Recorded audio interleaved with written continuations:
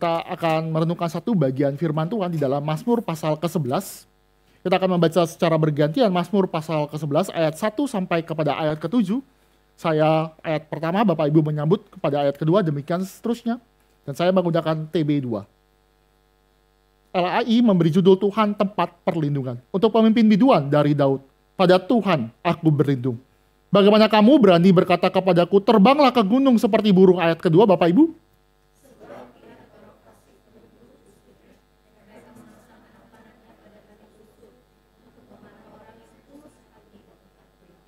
Apabila dasar-dasar runtuh, apakah yang dapat dibuat oleh orang benar?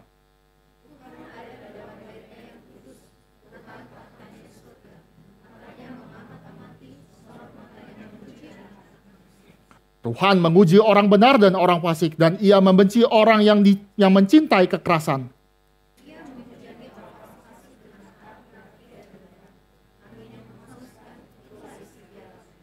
Sebab Tuhan itu adil, dan Ia mengasihi keadilan. Orang yang tulus akan memandang wajahnya. Demikian pembacaan firman Tuhan. Mari kita tundukkan kepala, mari kita berdoa meminta pertolongan Tuhan. Allah Bapa kami yang bertata dalam kerajaan surga, kami mengucap syukur karena kebenaran firman Tuhan boleh menjadi penuntun bagi hidup kami. Oleh sebab itu kiranya Tuhan sekali lagi berbicara kepada kami semua melalui hamba-Mu yang terbatas ini. Sehingga firman Tuhan itu menguatkan kami. Sehingga kami semakin percaya kepada Engkau di tengah-tengah pergumulan dunia. Biarlah kami juga belajar bahwa hanya kepada Engkau saja dan kepadamu kami berseru dan Engkau menolong kami. Ajarlah kami untuk bersabar, ajarlah kami untuk sadar bahwa segala sesuatu tidak bisa diandalkan kecuali Engkau yang memperkenankan. Oleh sebab itu kiranya Tuhan hadir pada kebaktian pada sore hari ini. Biar Tuhan saja dipermuliakan dan setiap daripada kami pun boleh bertumbuh oleh karena kebenaran firman Tuhan. Di dalam nama Tuhan Yesus kami berdoa. Amin. Di dalam hidup penuh dengan pertanyaan-pertanyaan. Dan pertanyaan yang paling susah dijawab adalah pertanyaan kenapa? Kenapa sih orang yang baik-baik saja menderita? Kenapa sih orang yang pelayanan ke gereja tapi ada kecelakaan, kemalangan terjadi? Kenapakah ada orang baik tapi hatinya terluka dan dia jatuh di dalam dosa? Kalau kita tulis yang namanya kenapa, demi kenapa terus, akan begitu banyak list. Kenapa? Dan itu membawa kita ke dalam frustasi. Apalagi kalau kata kenapa itu diutarakan oleh kita. Kenapa Tuhan izinkan saya terjadi seperti ini? Kenapa Tuhan mengizinkan saya mengalami putusasaan, kehilangan jabatan, kehilangan segala sesuatu? Kita bertanya kepada Tuhan, mengapa? Apalagi terjadi saat ini dan pergumulan itu lama. Saya akan merenungkan di dalam Mazmur pasal 11. Mazmur pasal 11 adalah Mazmur yang dituliskan oleh Daud. Seorang raja yang diberkati Tuhan. Dia adalah raja yang diperkenankan Tuhan. Tetapi dia juga berseru kepada Tuhan. Kenapa? Kenapa Tuhan? Kenapa? Karena kita tahu di dalam hidup daripada Daud. Daud mengalami pergumulan. Di masa dia masih muda, masih pemuda. Dia dikejar-kejar oleh Saul. Raja Israel mengejar-ngejar seorang pemuda. Dia hidup di masa pelarian. Lalu di masa akhirnya karena dosanya dia melakukan dosa di hadapan Tuhan. Dia berzina, dia membunuh. Maka di akhir hidupnya, di bagian-bagian terakhir Tuhan hukum dia juga. Dia harus meninggalkan istananya. Dia tinggalkan segalanya dengan segeranya. Sehingga dia dikejar oleh anaknya yang dikasihi, yaitu Absalom. Lihat, kalau kita berbicara kepada kita Mazmur 11, Daud yang menulis. Dan Daud orang yang diperkenankan Tuhan dan dia berkata, why? Maka Mazmur juga memberikan kekuatan bagi kita. Kita juga tidak bisa lebih daripada Daud. Kita adalah orang-orang yang dikatakan tidak lebih baik daripada Daud. Dan kita juga mengalami pergumulan. Kita mengalami pergumulan. Dan lebih lagi, kalau kita lihat secara luas, Mazmur itu terdiri dari 150 pasal. Kalau kita bicara Mazmur itu berbicara puji-pujian. Tetapi banyak yang salah. Bahwa Mazmur itu bukan berbicara hanya puji-pujian. Bahkan yang paling banyak dari 150 kumpulan daripada Mazmur, yang paling banyak adalah ratapan. Genrenya ratapan, 40% lebih itu berbicara ratapan. 20% sampai 30% adalah ucapan syukur. Kalau kita berbicara nyanyian, pujian kepada Tuhan dalam gereja, kita bernyanyi pasti ada sukacita, baik, kita ada puji-pujian. Tetapi di dalam Mazmur, paling banyak proporsinya adalah ratapan. Kenapa? Kenapa? Bukankah Allah kita adalah Allah yang baik dan kita wajib bersuka cita? Kenapa Tuhan malah memberikan yang paling banyak itu adalah ratapan? Suatu pergumulan yang dituliskan di dalam Mazmur. Kenapa? Karena Alkitab kita adalah Alkitab yang realistis. Realistis. Kenapa realistis saya katakan demikian? Karena dunia sudah jatuh di dalam dosa dan kita harus meratap. Dan ratapan itu harus benar di hadapan Tuhan. Karena kita sudah jatuh dan selayaknya mendapatkan hukuman. Maka kita harus bertanya kenapa Tuhan dan kita harus bergumul di hadapan Tuhan dengan benar. Realistis, kenapa? Karena Daud sekali lagi, orang yang diperkenankan Tuhan juga mengalami pergumulan. Maka pergumulan itu juga realistis bisa terjadi dalam hidup saya, hidup Bapak Ibu Saudara sekalian. Apakah pergumulan itu? Pergumulan dia mengalami masalah dan kita tahu solusinya klasik. Percaya kepada Tuhan dan jangan lari. Berlindung kepada Allah. Dan jangan lari. LI sudah memberi penjelasan kepada kita. Tuhan adalah tempat perlindungan. Kita tahu itu. Tetapi kita juga tahu. Banyak orang-orang yang menjatuhkan kita. Sehingga kita mengecewakan. Kita mengecewakan Allah. Kita lari daripada Tuhan. Maka sekali lagi dalam perenungan Mazmur pasal 11. Kita belajar. Membawa kita kembali lagi. Bahwa Allah adalah tempat perlindungan. Di dalam menggali Mazmur. Kita mesti lihat ada struktur literatur yang ada. Bapak Ibu, kalau kita lihat di dalam ayat pertama, itu ada kiastik. Kiastik itu bentuknya X. Kiastik, artinya pasal 11 itu ketemu kiastik di dalam ayat pertama dan ayat ke-7. Artinya ada nama Tuhan. Nama Tuhan itu diulang lagi di ayat ke-7. Di ayat pertama berbicara Tuhan yang di mana dia bisa berlindung. Tuhan yang di ayat ke-7 berbicara Tuhan yang adil. Kenapa itu disamakan? Nanti kita akan belajar. Lalu kiastik kedua adalah berbicara tentang pekerjaan orang fasik. Ayat 2 dan 3 kita sudah belajar bahwa orang-orang fasik itu menggunakan busur, dia memanah. Tapi paralelnya ada di ayat 5 dan 6. Lihat ya, ini paralel yang indah sekali. Karena di ayat kedua dia memanah orang fasik. Tetapi ayat 5 dan 6 Tuhan balik. Tuhan memanah balik orang fasik. Maka klimaks, inti utama kayak burger ya. Burger itu kan paling enak tengahnya. Inti utama ada di ayat 4. Kenapa Daud bisa bertahan kepada Tuhan?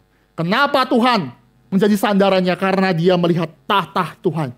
Karena Tuhan ada di baitnya yang kudus. Tuhan bertahta selama-lamanya di surga. Allah itu kekal. Dan kepadanya kita bisa bersandar. Itu inti utamanya. Maka kita menggali pelan-pelan ya. Di ayat 1 dan 7. Saya sudah bicara bahwa Tuhanlah tempat berlindung. Kenapa tempat berlindung? Karena orang fasik. Di ayat pertama berkata, bagaimana kamu berani berkata? Kata berani berkata, kamu itu adalah jamak. Kamu berkata, berkata itu berkata-kata artinya bukan cuma satu orang yang berkata-kata, tapi orang fasik ini berbicara berkali-kali. Dan bukan hanya berkali-kali, banyak orang fasik berkata, ngapain? Ngapain kamu berlindung sama Tuhan? Orang fasik itu membawa kita kepada jangan andalkan Tuhan. Bapak Ibu, sekarang zaman postmu. Kebenaran itu bukan dilihat di dalam kualitas, tetapi semakin banyak review. Bapak Ibu, pernah beli barang berdasarkan bintang? Pernah ya? Pernah lah ya, kita hidup di zaman ini ya. Kita lihat, barangnya sih bagus ya, keren. Tapi kok yang beli sedikit, bintangnya juga sedikit. Wah, jangan-jangan something. Bayangkan kalau misalkan semua orang fasik memberikan suatu review, dan review itu menyesatkan, pasti orang benar jatuh. Bapak Ibu punya shampoo bagus. Tapi tiba-tiba seluruh Gary ini tawarkan shampoo yang sama. Shampoo ini lebih bagus. Merek lain. Pasti ya dalam waktu seminggu pindah ke shampoo yang sama dipakai oleh Gary. Kenapa? Karena memang ditawarkan terus. Bukan cuma 1, 2 kali, 3 kali, 4 kali, berkali-kali, banyak lagi. Makanya berbicara lebih dalam lagi. Ini bukan bicara tentang produk, bukan masalah review, tapi berbicara orang fasik. Menjelek-jelekan. Ngapain kamu ke gereja? Ngapain kamu berdoa? Ngapain kamu baca firman Tuhan? Ngapain kamu berlindung kepada Tuhan? Mendingan kamu, dia usulkan. Apa yang diusulkan yang secara logika masuk akal pada zaman ini adalah, yang masuk akal yang pertama adalah, pergilah kamu seperti burung. Pergi seperti burung, kata yang dipakai pergi seperti burung adalah berbicara seperti pergi kemana-mana. Seperti orang yang sudah capek, sudahlah, mendingan saya keluar dari masalah pergumulan ini. Saya pergi saja, tinggalkan segala sesuatu, pergi. Kadang-kadang ini bisa terjadi dan kadang-kadang tuh bekerja. Kalau ada orang nggak benar, ya kita tinggalkan, wajar. Tetapi apakah itu solusi? Tidak. Karena itu tidak menjadi solusi permanen. Pergi, tinggalkan. Tinggalkan Tuhan. Kalau kita bicara tentang pergi, itu adalah pergi. Berbicara tentang yang namanya spiritual. Saya katakan ini bukan bicara tentang jasmani. Bapak Ibu kalau ada gempa ya larilah. Kalau misalkan ada kebakaran, ya kita bilang tidak. Yang penting saya di dalam gereja, Tuhan akan melindungi. Enggak, tetap lari. Berbicara dalam Mazmur 11, berbicara tentang tindakan hati kita spiritual. Ketika ada pergumulan, apakah hati kita terpaut sama Tuhan? Atau kita lari, tinggalkan Tuhan? Atau kalau kita bilang sudahlah, ngapain berdoa terus? Mendingan tinggalkan Tuhan. Bahkan solusi berikutnya, solusi kedua yang masuk akal. Yaitu, larilah ke gunung. Pergilah ke gunung. Terbanglah ke gunung. Kenapa saya katakan gunung itu masuk akal? Bukankah kalau hidup kita banyak pergumulan, larilah ke bukit pertahananmu. Tempatlah masuk ke dalam gua perlindungan kamu. Itu seperti safe house. Ada pergumulan. Berat. Sudah, bisa jadi safe house kita adalah uang. Sudah, ada problem, kita pakai uang untuk solve masalah. Bisa gak? Works. Bisa. Bapak Ibu kalau ada masalah, damai dalam satu sekati, kita pakai uang. Bisa terjadi. Atau kita bisa pakai koneksi. Juga bisa. Orang tua kita punya koneksi, jabatan tertentu. Ada masalah problem, sudah, koneksi. Kalau misalnya kita punya, ada rekanan yang lain, kita bisa pakai koneksi. Itu works. Bisa dan masuk akal. Tapi sekali lagi, ini solusi orang fasik. Ini solusi yang ditawarkan orang yang tidak mengenal Tuhan. Yang berkata, janganlah kamu percaya kepada Tuhan. Kamu miskin sih. Sudah, kenapa kamu miskin? Karena kamu kurang pintar. Makanya kamu belajar kripto. Maka kamu pinjol. Maka kamu lakukan segala sesuatu untuk menipu. Bukankah itu masuk akal? Masuk. Tetapi itu bukan solusi permanen. Itu adalah jebakan orang fasik. Mengapa saya katakan demikian? Karena Alkitab memberi penjelasan, hanya kepada Tuhanlah kita bisa bersandar. Alkitab di dalam Yesaya pasal 7 ya, itu ada suatu raja bernama Raja Ahaz. Dia pernah bilang kepada Yesaya, aku gak mau nguji-nguji Tuhan. Sudahlah, saya percaya sama Tuhan, tapi saya gak mau nguji-nguji Tuhan. Maka Yesaya bilang, minta tanda. Enggak lah, Yesaya gak mau. Saya gak mau menguji Tuhan. Padahal dia di belakang Tuhan. Dia membuat perjanjian dengan Raja Asyur. Sekarang kenapa? Karena Asyur punya kereta besi. Karena Asyur punya kemampuan militer jauh lebih hebat daripada yang lain. Maka dia pikir secara logika, daripada saya andalkan Tuhan yang tidak kelihatan, maka saya andalkan yang kelihatan, yaitu bangsa Asyur. Malah nantinya Raja Ahaz hancur gara-gara Asyur. Dibantai, diperbudak, semakin lama semakin dihancurkan karena upeti yang terjadi. Manusia mencari solusi, tetapi dia tidak mengandalkan Tuhan, dan Tuhan akan pukul dia. Maka sekali lagi, jawaban apa sih yang harusnya kita bisa tahu? Jawaban yang klasik, berlindunglah kepada Tuhan. Karena ini jawaban yang benar. Ketika kita ada masalah spiritual, kita sadar, dan sadar itu ada dua kesadaran. Dan sadar yang pertama adalah sadar bahwa diri kita tidak bisa membela diri. Kita nggak bisa melindungi diri. Minggu lalu pendeta Tama berbicara tentang kita miskin di hadapan Tuhan. Sadar yang pertama yang harus adalah miskin. Sadar kita nggak bisa lakukan apapun. Sadar kita tidak mungkin bisa mengusahakan keselamatan di hadapan Tuhan. Sadar yang pertama ini bagus, tetapi tidak cukup. Sadar miskin, oh sudah miskin secara spiritual, baik. Karena itu perlu, tetapi kesadaran yang kedua kita harus sadar, hanya Dialah yang bisa menolong kita. Hanya Dialah satu-satunya, yaitu Allah. Yang menjadi kota perlindungan, tempat perlindungan yang bisa membela kita. Maka hati-hati. Kalau kita belajar di dalam Mazmur pasal 11, sekali lagi, usulan orang-orang fasik itu baik. Enak didengar. Menyegarkan telinga. Masuk akal. Tetapi sekali lagi, menjatuhkan kita. Kenapa? Karena di dalam ayat-ayat kedua sampai kepada ayat ketiga, ini berbicara lebih dalam lagi bagaimana orang fasik itu menjerat orang benar. Lihat ya, ayat 2 dan 3. Orang fasik itu melunturkan busur. Mereka memasang anak panah. Dia memanah dari tempat gelap kepada orang yang tulus hati. Ini bicara apa? Orang fasik itu mempersiapkan orang-orang tulus jatuh. Ini bukan eksiden. Ini bukan, oh ada orang baik, terus kita kerjain. Enggak. Ini adalah orang fasik yang melawan Tuhan, yang tahu ada Tuhan, tapi lawan Tuhan. Dan dia sengaja, terus-terusan menghancurkan orang-orang kudus. Lihat. Ini kan kalau misalkan di dalam zaman sekarang tuh ada kata yang paling gampang tuh kan. Kan, sudah saya bilang kan. Nah ini sama, orang fasik itu seperti seolah-olah baik sama kita. Tetapi dia menjerat kita, menjatuhkan kita. Menjebak. Bapak Ibu, ada scam ya, scam itu ada. Scam itu terjadi dan scam ini mengincar. Dan dia punya pola yang struktur. Ya, untuk menjatuhkan orang-orang supaya kita ditipu. Sama, ini scam rohani. Seolah baik, tetapi dia menjurumuskan dan jatuh. Seolah berkata, pergilah ke gunung batu. Pergilah kamu tinggalkan Tuhan, masuk akal. Tetapi itu menjebak. Kenapa saya katakan demikian? Dia pakai metafora, busur. Dia memanah, dia melenturkan, dia pasang untuk menjerat daripada orang-orang tulus. Kenapa saya katakan? Nih, saya katakan ada 3 tipe orang jahat. Jahat yang pertama jahat tapi bodoh. Maaf ya, jahat tapi bodoh sulit, bukan jahat. Kenapa? Kalau orang jahat itu adalah dia melakukan pekerjaan pejahatnya dengan tindakan sendiri. Artinya dia melakukan tindakan kriminalitas ataupun tindakan yang berdosa, dia lakukan dengan tangan sendiri. Pasti orang ini akan ketangkep.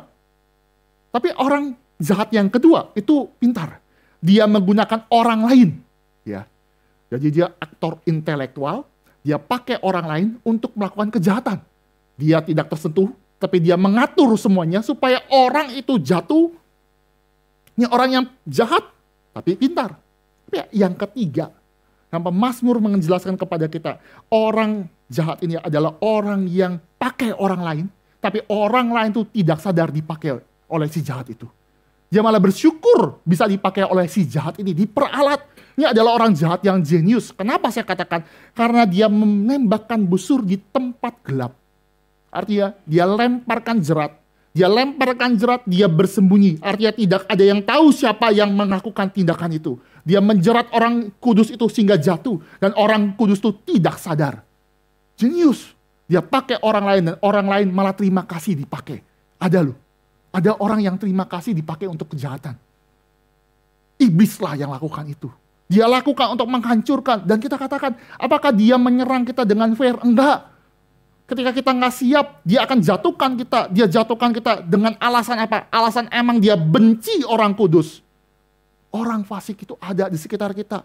Dan dia seolah-olah baik, tetapi sebenarnya membawa kita ke dalam jerat.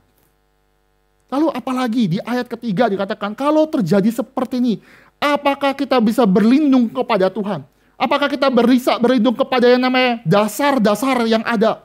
Pendeta Billy mengatakan bahwa dasar-dasar runtuh. Apakah yang dapat diperlakukan oleh orang benar? Dasar-dasar runtuh dalam pendeta Billy mengatakan itu adalah sistem peradilan. Itu adalah sistem-sistem yang dibuat oleh manusia. Sistem keuangan, sistem peradilan, sistem ekonomi, sistem apapun dibikin untuk sesuatu yang baik. Tetapi pemazmur mengatakan, kalau sistem itu sudah runtuh, kalau segala sesuatu sudah kolaps, bisa gak kita memberikan yang namanya memberi diri untuk jadi sandaran kepada yang namanya kondisi seperti itu? Enggak. Bayangkan kalau misalkan pemerintahan sudah korup, orang-orang peradilan sudah melakukan tindakan yang jahat. Gimana? Papa saya pernah hilang mobil, Bapak Ibu. Lapor ke Pak Polisi, nggak ketemu. Makin banyak hilang.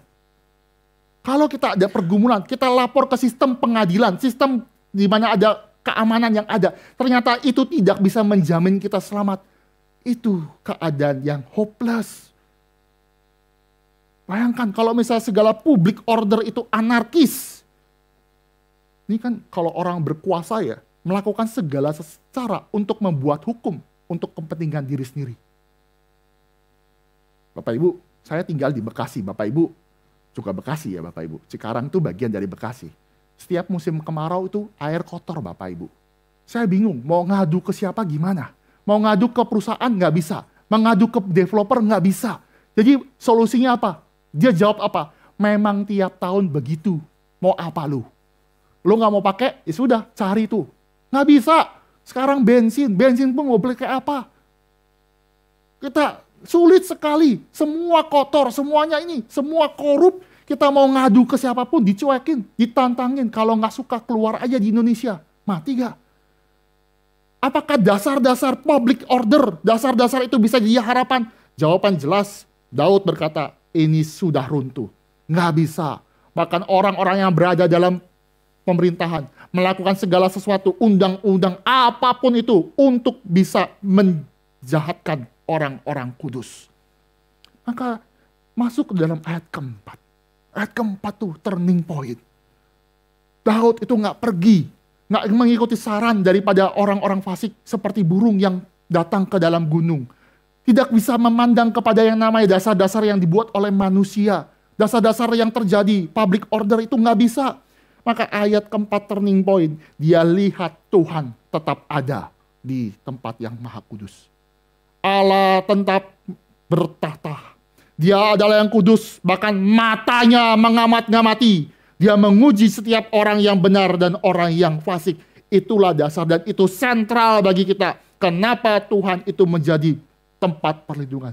Karena dikatakan bahwa walaupun semua bangsa-bangsa melawan Tuhan, Allah tetap bertahta.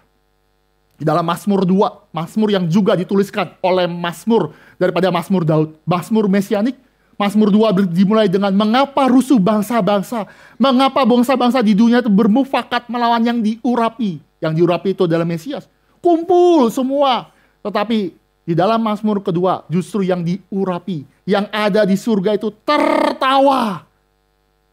Bapak Ibu bayangkan ya, misalkan saya kasih contoh, saya lupa di PA Wanita saya kasih contoh. Bayangkan kalau semut-semut di rumah Bapak Ibu berkumpul bersatu melawan Bapak.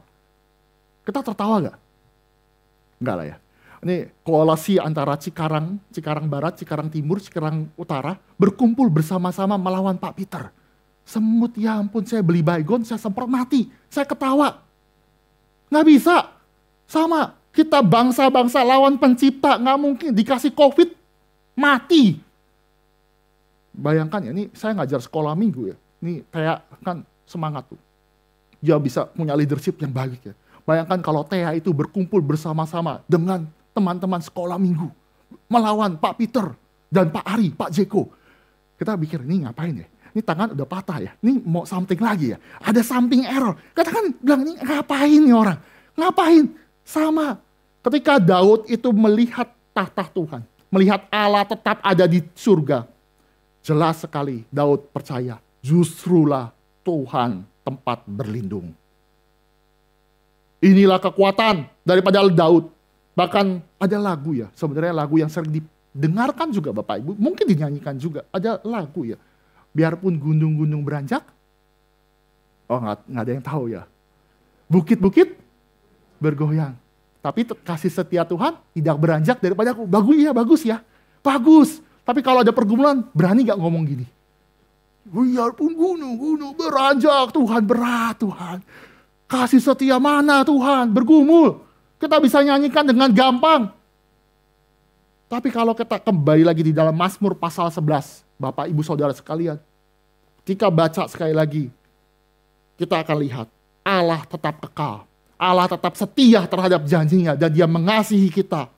Dia adalah Allah yang kudus. Dia berada di dalam bait yang kudus, artinya dia tidak melakukan kesalahan, dia tidak melakukan kecurangan, dia tidak melakukan suatu janji yang palsu. Kudus, moral excellence, kudus, terpisahkan, artinya dia tidak mungkin melakukan dosa. Oleh sebab itulah kita bisa bergantung kepada Tuhan dan kita bersandar kepada Dia. Wah, itu sukacita loh. Bayangkan kalau kita bergantung kepada orang yang pelin-pelan Bapak Ibu. Pusing. Besok ngomong A, besok ngomong C, besoknya lagi ngomong B, pusing. Bayangkan, sulit sekali. Tapi Allah kita kudus. Artinya mulut Dia tidak curang. Dia melakukan dengan benar. Dia berjanji akan menyertai kita. Dan dia adalah gunung batu kita yang sejati. Tempat perlindungan. Kota Sion, kota perlindungan. Maka hanya kepada Dialah kita bisa menyandarkan hidup kita. Berlindung. Dia tidak pernah tinggalkan kita. Walaupun Allah itu sulit dipegang. Walaupun Allah itu nggak bisa dipegang dengan tangan kita. Walaupun kita nggak bisa lihat Tuhan dengan mata kepala kita. Tetapi Allah kita minta kita beriman. Beriman. Karena nantinya apa? Nantinya apa? Pekerjaan daripada Allah itu. Dia mengamati. Bahkan nantinya kita belajar dalam ayat kelima. Saya lihat di dalam kata, dia mengamati dari surga. Artinya apa? Allah itu bukan Allah yang diam di sana, cuek kepada dunia. Enggak. Allah kita berarti dia memberikan providence. Dia mengamati, artinya dia mengerti pergumulan kita. Dia kirimkan Yesus Kristus. Dia ngerti pergumulan kita. Dia tahu kelemahan kita. Dan dia menyayangi kita. Dia bisa mengamati. Artinya Allah sendiri yang tahu. Dan bahkan Allah itu sadar. Ketika tidak adanya ketidakadilan. Terjadinya sesuatu yang begitu mengecewakan. Sehingga orang-orang kudus itu dijerat. Allah bisa melihat. Dan dia bisa membalaskan. Ini perbedaan yang paling mendasar ya Bapak Ibu. Allah kita bisa melakukan vonis hanya berdasarkan hati kita.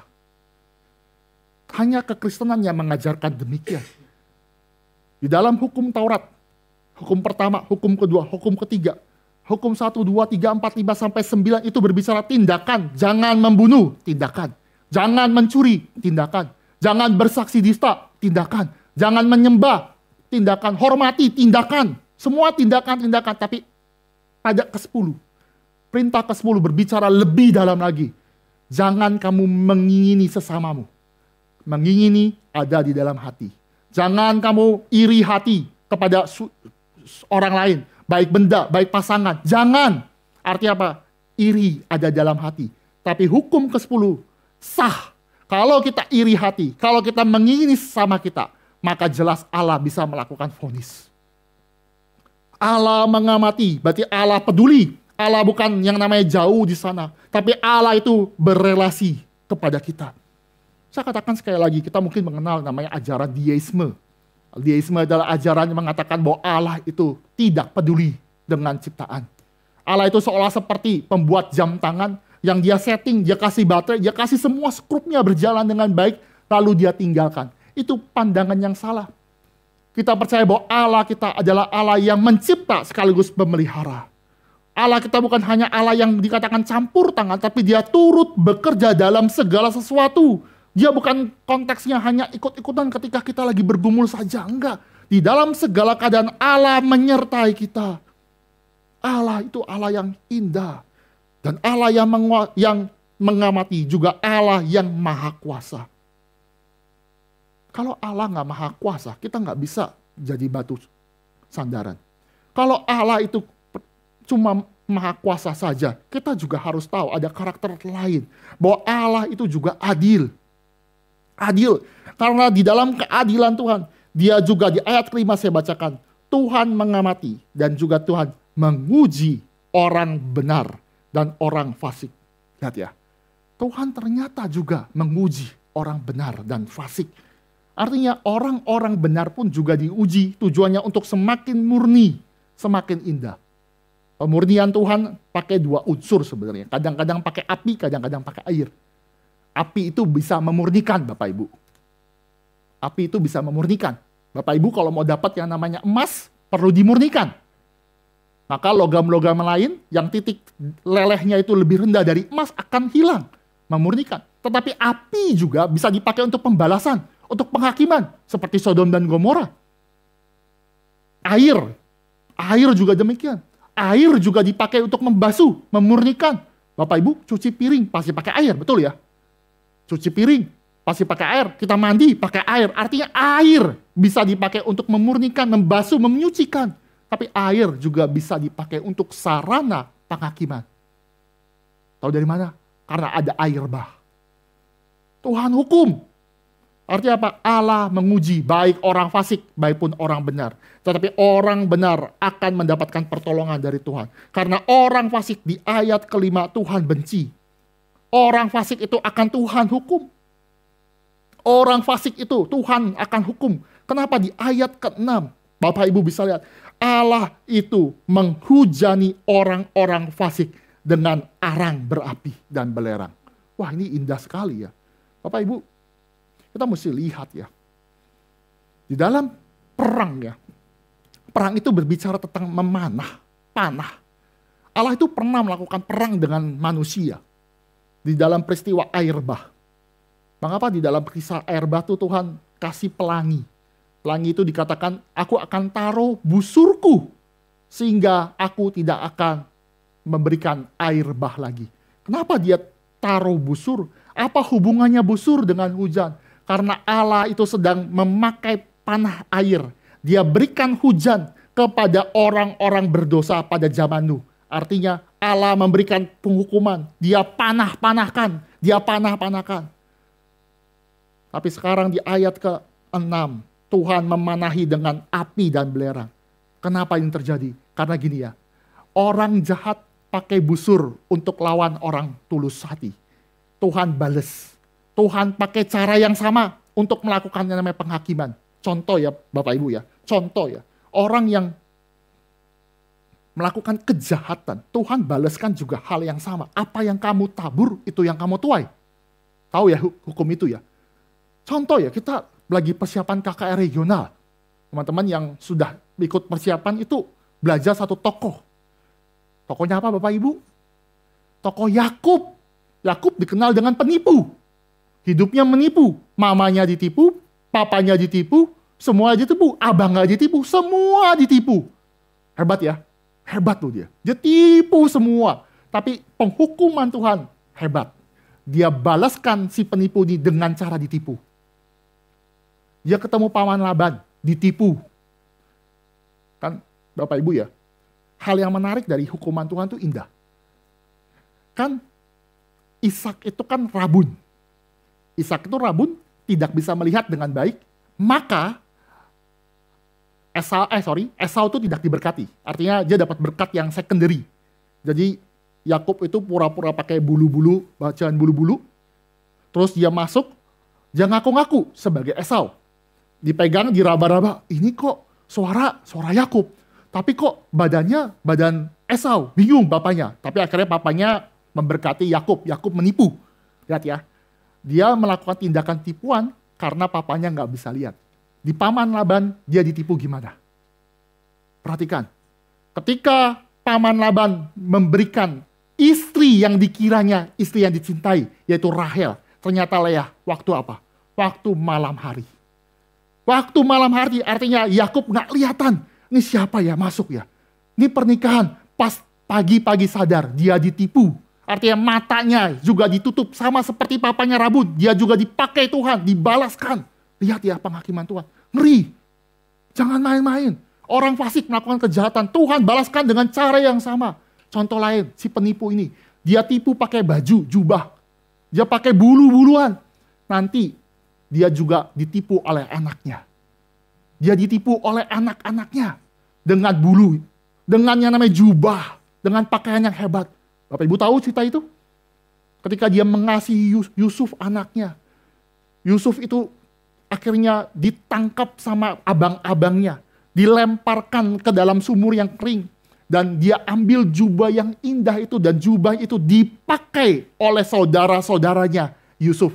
Dan ya tentunya ini anak-anak Yakub untuk tipu papanya. Lihat ya. Yakub pakai jubah tipu papanya. Sekarang dia ditipu balik oleh anaknya dengan cara yang sama. Penghakiman Tuhan yang adil. Jangan sembarangan. Orang fasik mungkin sekarang tertawa. Dia bilang, sudah saya baik-baik saja. Tapi ketika Tuhan mengamati dan dia mengatakan, aku mengamati orang fasik dan juga mengamati orang yang benar. Orang fasik tidak bisa kabur. Dia akan dihukum sesuai dengan apa yang terjadi. Dan itulah kekuatan kita. Ucapan syukur karena Allah itu adalah Allah yang adil. Bapak Ibu yang dikasih Tuhan, Allah itu benci sama orang berdosa. Allah itu adalah Allah yang membenci. Ada kosakata yang sebenarnya salah sebenarnya. Bapak Ibu ya sebenarnya ya. Allah itu benci, kenapa? Kok Allah yang mengasihi, kok benci? Kan gak boleh. Kalau Allah ya Allah, Allah yang kasih ya kasih. Kenapa dia benci? Karena Allah kita kudus.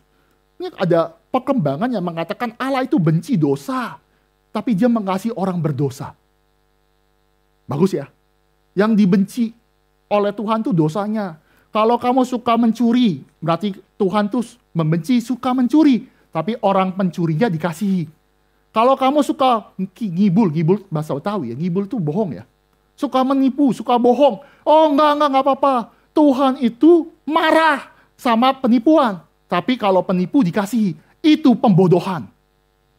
Allah benci juga penipu. Allah juga benci orang yang melakukan kejahatan. Artinya dia secara jelas objeknya adalah manusia. Kita nggak bisa dikatakan dilema, oh Allah itu cuma benci dosa tapi mencintai orang-orang berdosa. Enggak. Allah itu mengasihi manusia berdosa, betul. Tetapi Allah juga membenci orang yang terus-terus melakukan dosa. Maka hati-hati ya. Kata-kata yang menyejukkan. Gak apa-apa, Tuhan kasih. Tuhan mengasihi kita kok. Allah itu panjang sabar, betul. Tapi kalau kita terus-terus melakukan kedosa, maka Tuhan akan balik dan memandang kita. Dan dia akan memberikan hukuman. Apa itu? Hati-hati ya. Orang yang fasik itu tuh mencintai kekerasan di ayat 5b ya. Dia menciptai seperti orang kleptomania. Bapak Ibu tahu ya kleptomania? Tahu ya kleptomania. Ya. Kan ada fobia. Fobia itu anti, tapi ada filia. Filia itu suka. Artinya kleptomania itu adalah dia mencuri. Kenapa? Karena hobi.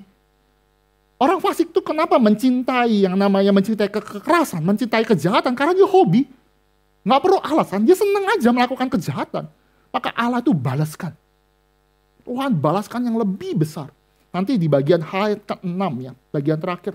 Nanti isi piala mereka adalah api belerang. Tuhan akan balaskan. Itulah cawan murka Allah kepada orang-orang fasik. Wah, ini perenungan yang berat sekali. Kenapa? Karena ini adalah panggilan bagi kita untuk berlindung kepada Tuhan. Karena kita tahu kita orang benar. Tapi satu sisi penghiburan. Kalau kita lihat ada orang fasik yang menyerang kita, dia akan dihukum Tuhan. Tapi hati-hati juga. Kalau kita sadar diri kita melakukan dosa, jangan-jangan kita si orang fasik itu yang perlu bertobat. Karena cawan murka Allah sudah ada. Cawan murka Allah ada. Di ayat ke-7 bagian terakhir Bapak Ibu, bagian 7. Kenapa kita bisa berlindung kepada Tuhan? Karena Tuhan itu adil. Dia mengasihi keadilan. Orang yang tulus akan memandang wajahnya. Artinya apa? Percuma Allah Maha Kuasa tapi tidak adil. Percuma Allah yang almighty, yang sangat powerful tapi tidak adil. Karena Allah itu Maha Kuasa sekaligus adil.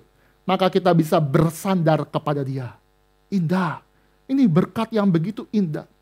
Dan berkatnya itu adalah Tuhan memandang wajahnya. Dan orang tulus juga dipandang oleh Tuhan. Indah. Berkat Tuhan adalah kita bisa memandang Allah dan Allah memandang kita. Doa berkat yang sering saya katakan atau saya ucapkan atau doa-doa berkat yang pada umumnya itu adalah doa berkat yang ada di dalam Imam Harun, di dalam Bilangan. Dalam Bilangan pasal 6 dikatakan salah satunya adalah Allah memandang. Allah menghadapkan wajahnya.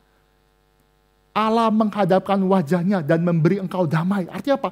Tuhan memberikan pusat perhatian dan berkat kepada umatnya. Wah, sukacita. Karena Bapak Ibu, kita bisa lihat berkat Tuhan begitu indah kalau kita tahu kutuk Tuhan yang sangat berat. Karena ada satu kali Tuhan pernah memalingkan muka kepada orang benar, yaitu Yesus Kristus. Yesus berkata, Eli, Eli lama sabatani. Tuhan, mengapa engkau meninggalkan aku? Yesus berseru. Yesus berseru artinya dia ditinggalkan Tuhan. Allah memalingkan mukanya karena melihat Yesus adalah orang berdosa karena substitusinya itu. Kalau Bapak Ibu lihat berkat Tuhan, lihatlah salib dahulu. Di mana ada orang benar yang Tuhan berikan kutuk, yaitu Yesus Kristus itu. Itulah. Dan kalau kita sudah lihat ini, kalau kita sudah tahu bahwa kita sudah mendapatkan namanya wajah Tuhan, kita dapat perkenanan Tuhan, maka kita bersyukur. Kita sudah lepas daripada maut itu. Kita bersyukur karena Allah kita adalah tempat kita bersandar. Tema kita adalah percaya kepada Tuhan. Berlindung kepada Tuhan dan jangan lari. Jelas. Pemazmur ini mau menjelaskan kita pada dua. Orang yang mau berlindung sama Tuhan atau lari dengan cara sendiri. Banyak contoh-contoh di dalam Alkitab menjelaskan kepada kita orang-orang yang lari, yang mencari usaha sendiri untuk berlindung tapi akhirnya gagal. Contoh paling awal adalah Adam dan Hawa. Adam dan Hawa ketika Tuhan datang, "Hai Adam, di manakah engkau?" Adam malah bilang, perempuan ini jahat. Hawa juga nggak mau salah. Dia tunjuk lagi yang lain. Pertanyaan simpel, di manakah engkau Adam? Tapi Adam tidak menjawab. Artinya apa? Dia lari dari jawaban Tuhan. Dia lari dari pertanyaan Tuhan. Dia lari. Sejak awal manusia lari dan tidak mau berlindung kepada Tuhan. Tidak mau menerima hukuman Tuhan. Kalau saja Adam dan Hawa, iya, saya mengaku dosa, saya memakan buah ini. Mungkin cerita Alkitab bakal berbeda. Sejak awal manusia lari, memanipulasi, mengontrol orang lain untuk orang-orang, mengontrol si Hawa untuk supaya Hawa dapat hukuman. Hawa juga demikian, dia kontrol daripada ular supaya ular itu mendapatkan hukuman. Salah satu lagi, manusia sering lari, tidak mau berlindung kepada Tuhan, tidak percaya kepada Tuhan. Bapak Ibu, ada nabi yang suka lari. Nabi yang terkenal, namanya Nabi Yunus. Nabi Yunus dipanggil Tuhan lari. Disuruh ke barat, dia lari ke timur. Sengaja lawan Tuhan. Ini kalau anak saya ya. Ini anak saya yang kedua agak nakal Bapak Ibu. Tania, tolong ambilin air. Dia bukan ambilin air, dia pergi menjauh. Kurang ajar ya. Sebel. Ini kok pinter ya? Ini anak ini kok bisa pinter begitu ya? Ya, anak pertama masih baik ya. Puji Tuhan, semoga masih baik. Tapi saya rasa, ini Yunus, Nabi Tuhan. Katanya orang yang takut akan Tuhan. Disuruh pergi ke Niniwe, dia kabur ke arah yang selainnya. Kurang ajar gak? Kurang ajar. Lawan Tuhan. Gila, dia pakai segala ayat-ayat Alkitab. Tetapi dia menolak taat kepada Tuhan. Bahkan ya, katakan ya, Nabi Yunus berkata, aku tahu kok. Aku kenal Tuhan.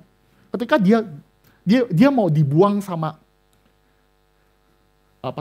pelaut-pelaut ya. Kan ketemu tuh, Yunus itu bisa tidur di tengah badai, terus buang undi pun ternyata Yunus yang buat badai besar itu. Akhirnya takut kan, ini kan Nabi Tuhan ya, kok kalau dilempar ke dalam lautan nanti kena kutuk nih. Nah tapi Yunus sebelum dilempar, dia bilang siapakah? Dia memperkenalkan diri dengan aku adalah Nabi Tuhan. Aku takut akan Tuhan, tapi aku lagi lawan Tuhan. Gila kan? Ya gila, dia lari. Orang-orang kafir ya, orang-orang yang pelaut itu malah mau mempertahankan si Yunus jangan dilempar.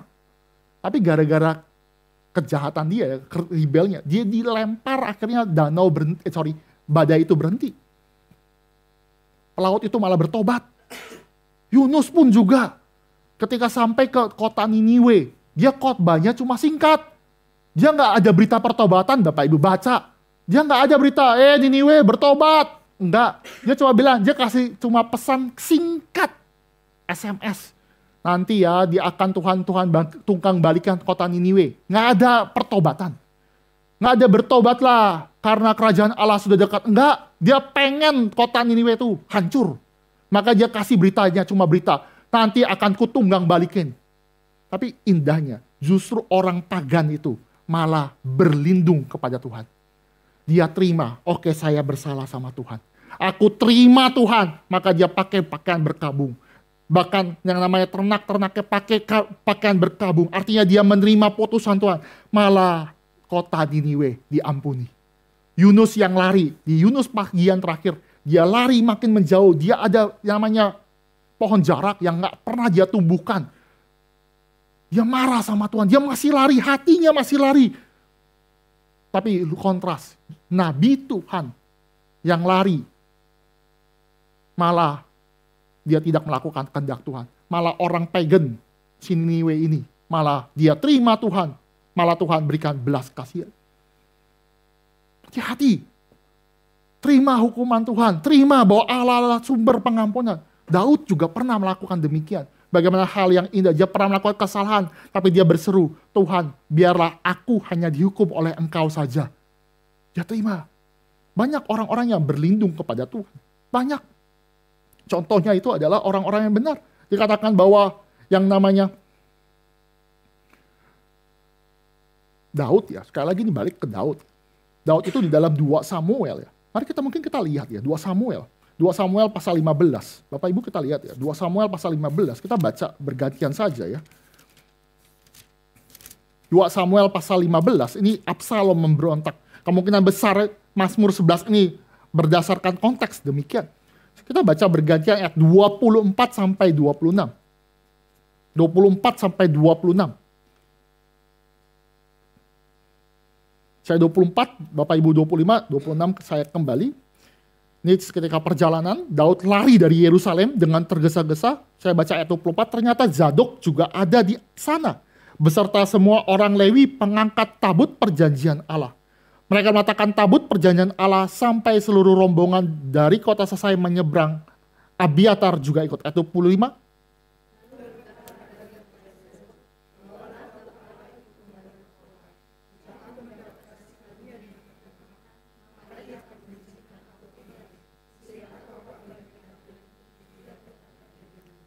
Tapi jika ia berfirman, aku tidak berkenan kepadamu, aku pun siap. Biarlah dilakukannya kepadaku apa yang baik di matanya. Daud berkata demikian. Daud itu melakukan dosa. Dia dosa berzina. Dia dosa membunuh orang Uria ini. Dan saat itulah Absalom yang dikasihinya itu malah memberontak. Ketika Daud sedang pergi, dia ketemu dengan ada orang Gad. Tapi pertemuan kedua, dia bertemu dengan rombongan orang-orang Lewi. Ada Imam Zadok, ada orang-orang dikatakan orang-orang kudus pada saat itu. Dan dia bawa apa? Dia bawa tabut perjanjian. Simbol kehadiran Allah. Bayangkan ya, ini kan pas ya. Kan Daud pergi, ketemu tabut perjanjian Tuhan. Harusnya Daud melakukan suatu tindakan exploit. Exploit itu melakukan tindakan yang melebihi. Exploit itu bahasa Inggris ya. Exploit itu artinya dia bisa aja pakai nama Tuhan. Dia, sudah kan saya ini raja. Saya punya hak memerintah. Maka dia bisa aja bilang sama rombongan Lewi yang bawa yang namanya tabut perjanjian. Ayo tabut perjanjian ikut saya pergi juga kabur. Bisa kan? Bukankah kalau dia bawa tabut perjanjian Allah akan melindungi dia? Bisa, dia bisa. Tapi Daud berkata, jangan. Biarlah tabut perjanjian kembali ke rumahnya. Biarlah tabut perjanjian seharusnya kembali. Dan biarlah saya pergi tanpa tabut perjanjian. Kenapa? Biarlah Tuhan, kalau dia berkenan, Tuhan akan membawa saya kembali ke istana. Kalau Tuhan tidak berkenan, biarlah saya mati. Wah, itu artinya apa? Dia tidak kabur daripada Tuhan. Dia terima penghukuman Tuhan. Kenapa? Karena dia melakukan dosa yang berat. Dosa yang berat. Salah satu dosa ya. Dosa yang Tuhan berikan, saya katakan dosa. Orang benar pun juga dapat penghukuman Tuhan ya. Daud itu melakukan dosa perzinahan tuh diam-diam. Daud itu melakukan perzinahan di Betsheba itu diam-diam. Nggak ada yang tahu. Cuma Tuhan yang tahu. Pintar. Tapi Allah bukakannya dengan melalui Nabi Nathan. Kalau kamu lakukan dengan diam-diam, aku akan balaskan pada siang hari. Kapan itu terjadi? Absalom. Absalom itu saking mau pengen kudeta, saking niatnya kudeta ya. Dia sengaja melakukan hubungan seksual di depan rakyat-rakyatnya. Artinya apa? Dia melakukan tindakan itu demi apa? Mendapatkan dukungan. Mendapatkan dukungan. Kenapa? Kan bisa aja nih, misalkan Absalom. Ini Bapak Ibu pikirkan ya. Daud, Absalom. Kalau suatu kali ya, Absalom kalah. Dan Absalom itu bilang, "Pak, tolong berikan belas kasihan. Jangan hukum mati saya." Pasti Daud kasih. Pasti Daud kasih. Karena Absalom itu begitu dikasih Daud. Maka untuk memastikan orang-orang yang di bawah Absalom itu setia kepada Absalom, dia lakukan tindakan yang gak mungkin papanya ampuni. Yaitu mengambil istri-istri papanya di depan hadapan rakyat-rakyatnya. Ngerti ya? Artinya papanya gak mungkin ampuni. Lihat, suatu kebanggaan papanya itu istrinya. Istrinya dilakukan perzinahan di depan banyak orang. Supaya apa? Mendapatkan voting. Gila gak Absalom? Hebat, gila. Dia lakukan itu. Tapi Daud sadar, ini hukuman Tuhan. Dia akhirnya kabur, meninggalkan yang namanya kerajaan istananya. Dan dia terima bahwa Tuhanlah benteng kekuatan. Aku mau setia kepada Tuhan. Biarlah Tuhan, kalau Tuhan berkenan membawa saya kembali. Kalau tidak, biarlah demikian. Dia terima. Dan kita tahu, Absalom akhirnya dihukum Tuhan. Akhirnya Daud kembali lagi. Wah, cerita tentang yang namanya Daud hebat. Bapak Ibu, Daud itu punya 3 pasukan yang hebat. 3 kepala pasukan. Yang kalau nyanyi ya, nyanyi yang setia itu ada ya. Itu selalu ada di bagian bait ketiga ya. Sepertiga pahlawan yang dikatakan Daud tuh pernah ngidam Bapak Ibu. Dia ngidamnya bukan ngidam mangga. Dia bukan ngidam dibeliin namanya McD. Enggak. Dia ngidam mau minum air yang ada di Yerusalem. Gila gak?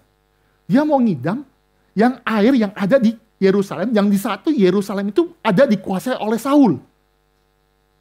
Dia cuma ngomong, aduh kayak pengen minum air ini nih. Enak banget. Ketiga pahlawan itu dengar dan langsung terobos. Masuk. Ambil air yang ada di Yerusalem. Kasih ke Daud. Gila gak? Gila.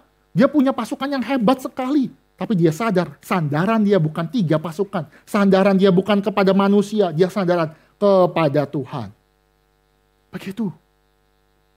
Maka ini pembelajaran bagi kita di dalam Mazmur pasal 11. Bagaimana Allah itu memberikan yang namanya perlindungan. Dan kepadanya kita berlindung. Kita tahu klimaks daripada semuanya ya. Kristus Yesus ya. Karena kenapa kita bisa berlindung kepada Yesus Kristus? Karena dialah yang sudah mengalahkan maut. Dan dialah yang menerima segala murka Allah.